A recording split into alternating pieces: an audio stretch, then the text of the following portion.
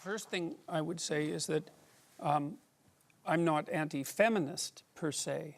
I mean, I think the idea that the world would benefit from the movement of talent from both sexes into the workplace as rapidly as possible is something that anyone with any sense should share, given the the rarity of talent and the necessity for utilizing it. And yet you said you never considered yourself a feminist. Why is that? And do you get the same kind of pushback in saying that I do? Because I've said the same. I get pushback. You have to listen to it. You're younger. I don't listen to it because I'm old.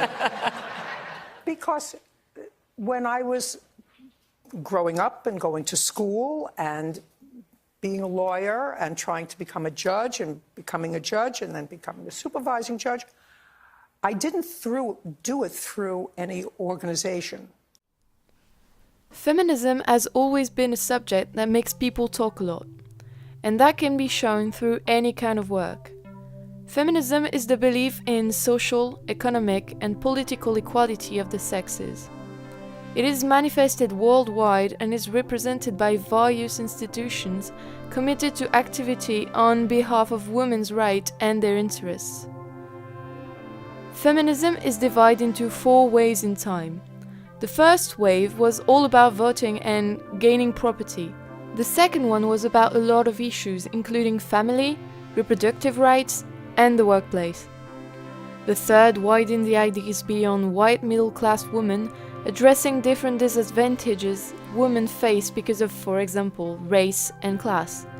The fourth focused more on the impact on social media. It is a queer, sex-positive, trans-inclusive, body-positive ideology, digitally driven and generally formulated and cultivated online. To this day, there is a lot of pieces of work that talk about feminism, approaching it in many different ways. We are going to focus on 2 ways to talk about feminism specifically: educational feminism and inverse feminism, only in modern animation works. Educational feminism is about showing what is good about feminism and educate people on how to behave in our society. It is an innocent and a really honest way to talk about it. According to a BBC News article from 2007, from a poll of 495 people on sex education, only 4% said the experience at school was excellent, 38% described it as poor, and 18% said they did not get any. Even if the poll is now a bit dated, sexual education is not getting better, as we can see in another survey by Terence Higgins Trust from 2016, showing that out of 900 young people, 1 out of 7 had not received any sex education in school. Half of them rated the sex education they received as either poor or terrible. Because the educational system is not teaching enough about the female body and sexuality, it became the aim of many artists. For example, Big Mouth, directed by Andrew Goldberg and Nick Kroll, is a show about a group of teenage friends going through puberty.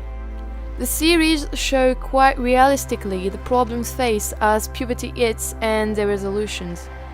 In the episode What Is It About Boobs?, everyone is interested in a new girl in the school that has big breasts than everyone else, initiating a feeling of physical insecurity in Jessie and Missy, 2 of the main characters in the show. At some point in the episode, Missy's mom takes them to the Korean spa and suddenly bursts into song about loving your body no matter how it looks, because everybody is beautiful. Every tushy is a snowflake, every nipple is a star. Every curve and swerve is beautiful, every stretch mark, every scar. We're a smorgasbord of gorgeousness, no 2 of us the same. God made us in her image, and that girl ain't got no shame. I love my body, I love it all.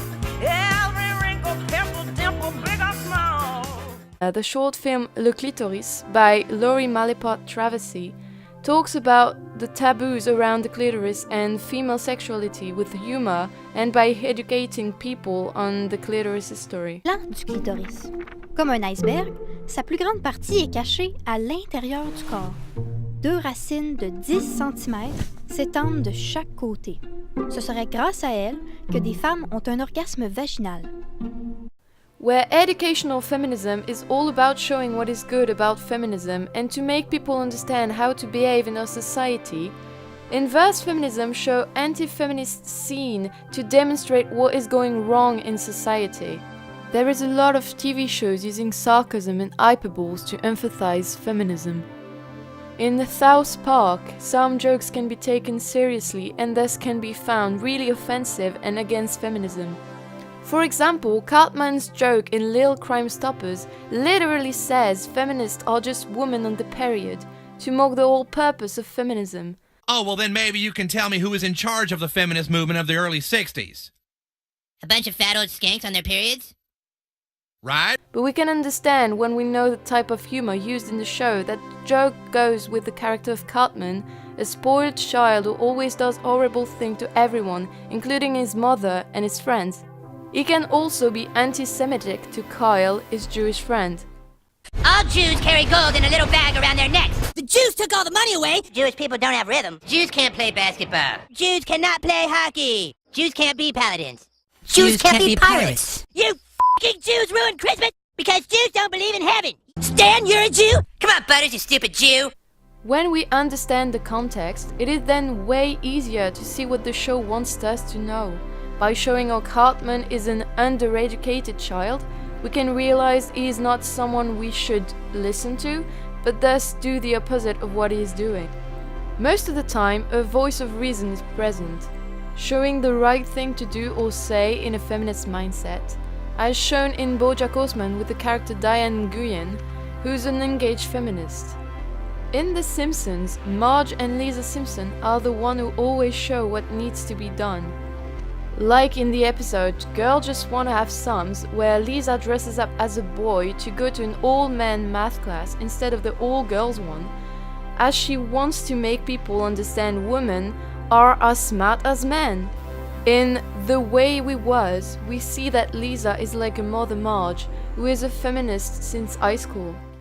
And in another article, I found out that they hire professionals to do all the jobs of a housewife who incidentally is not married to a house, who costs $48,000 a year.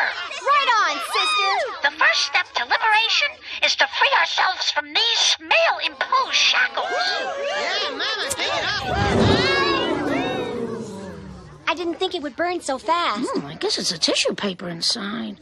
Feminism is a really complex subject, and talking about it with a really dark sense of humor can be mistaken for an offense when taken out of context. It can also lead you to hate certain pieces of work when you do not know everything about it. One must consider things carefully before stating they are problematic or feminist. Nevertheless, talking about feminism or any society problems in art can be really interesting and increase its representation. Using entertainment to educate people on how to behave in a society towards women is a really useful way to make people learn about some difficult subject.